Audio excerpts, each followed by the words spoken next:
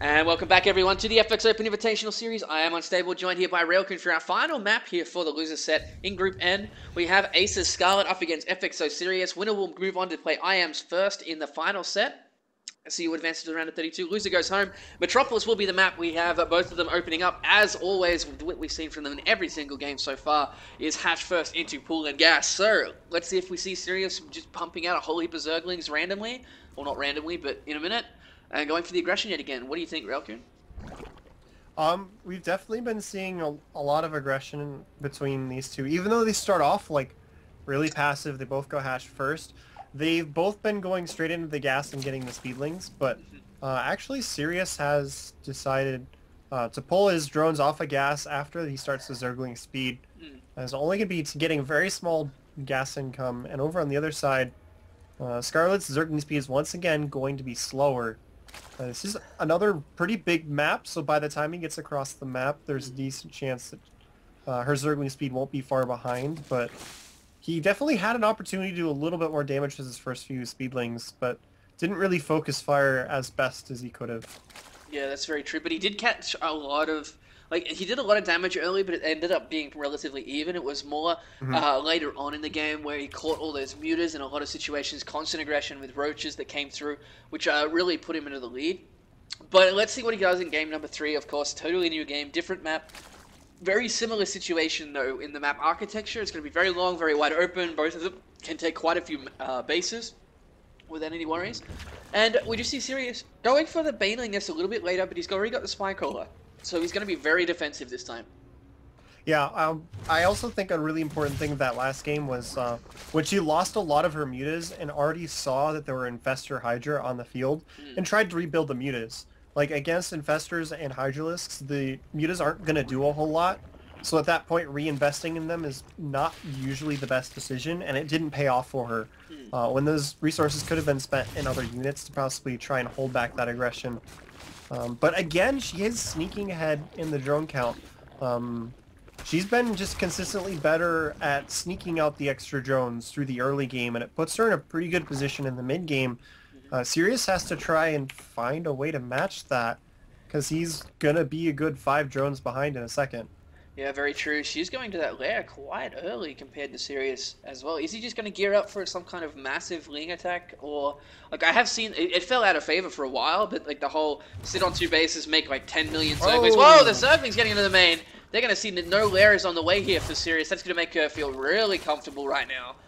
That was a big mistake by Sirius letting that happen. It's interesting because the games have been close because of the fact that Scarlett drones really hard and she's been cutting a lot of corners. But Sirius was applying pressure and forcing her to have to play defensive. So she had to make the Banelings, she had to make the Zerglings. So her drone count wasn't getting out of control. But this game, Sirius is sitting back and deciding he's just going to match her going super macro mode as well. She's going to take the quick third once again, like she has been these past few maps. Is going to go for the Spire like she did previously, as her layer is quite a bit faster than Sirius's. And her third base will be too, but again, this is a situation where it really looks like he wants to be trying to punish her, but he's just not making units. But there is a macro hatch going down, so he could be switching into aggression now. Yeah, that's very true. We do see the Spire already on the way here for Scarlett.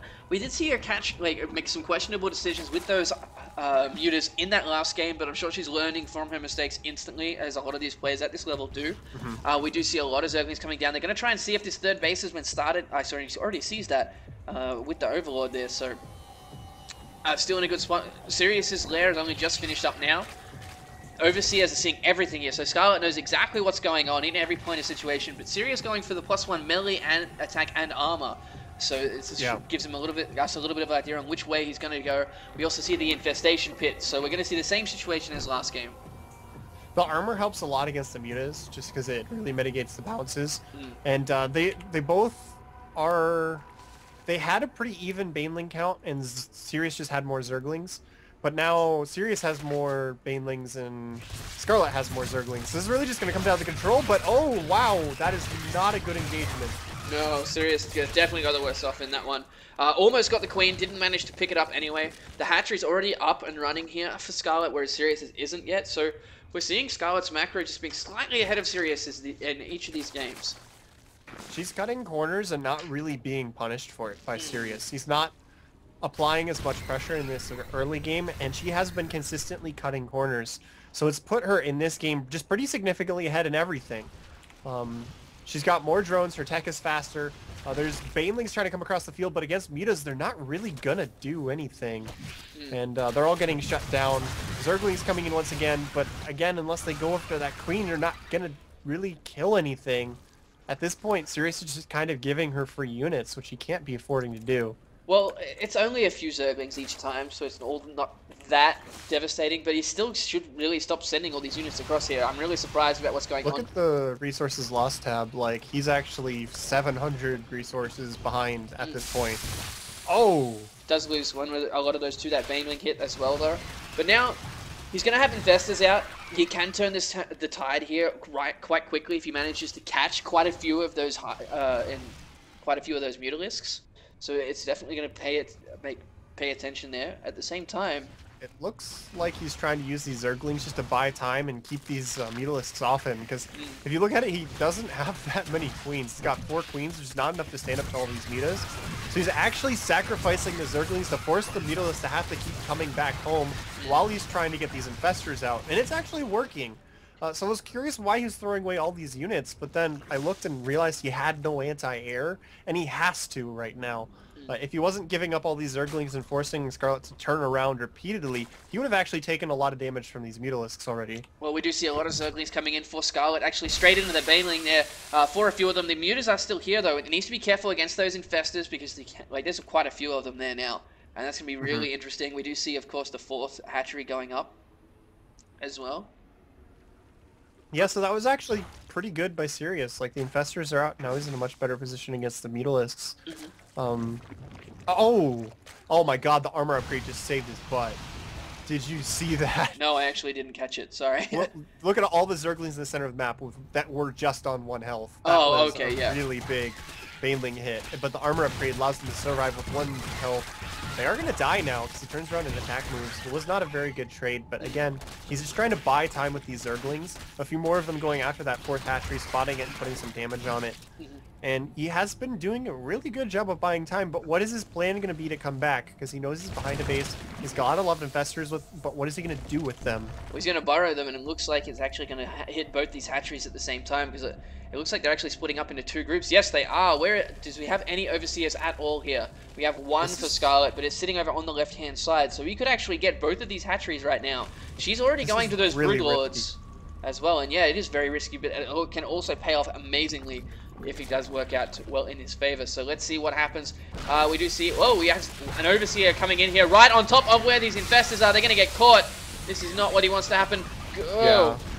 And the thing is, what might happen is that if she stops this and realizes that he just used all of his Infestor energies, that was the only thing really stopping her from attacking him for quite a while. She can't engage with the Mutas, though. That's the problem. And she's actually going to lose quite a few of the Mutas. He sees the Corruptors coming out. He's got Infested Terrans at every single base, killing drones everywhere.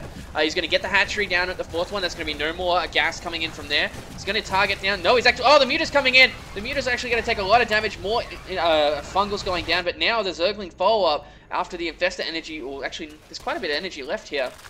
Now that I look at it. But...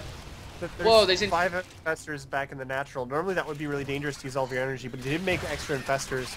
And yeah, that is a lot of Zerglings. Holy crap. Yeah, and he's going to get this hatchery, the 3rd one, down. He also killed a lot of the Mutalisks, getting a heap of drones here at the same time. He's also got these Infestors that are going to get out alive. The Zergling's going to turn around, take out that hatchery. He's still got more Zerglings sitting in the mineral line here. And he killed so many... Whoa! Good night, Zerglings right there.